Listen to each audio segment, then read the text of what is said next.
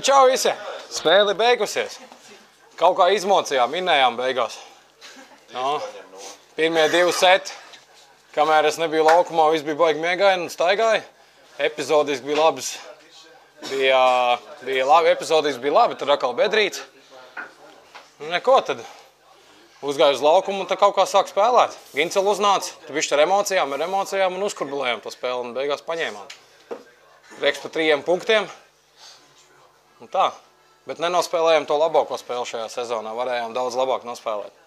Vienkārši epizodiski. Kaut kādas kļūdiņas un viņveidīgi. Vajag stabilāku sniegumu, tad jau būs labi. Čau! Pašam vajag slikt gāja spēle, bet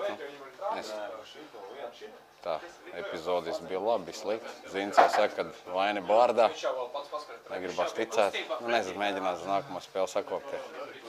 Bet tā, kopsumā uzvarēt spēli, viss ir kārtībā.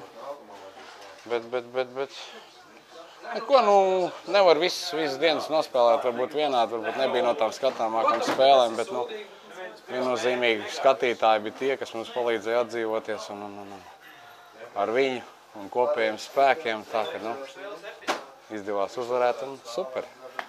Tā turpināt.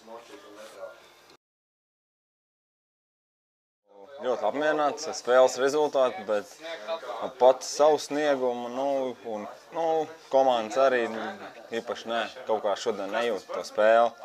Negāja, labi, ka beigās mums aizgāja no rokas, ka viņi arī nokļūdījās tur daudzās epizodēs, tad bišķi pavilkāmies tur arī.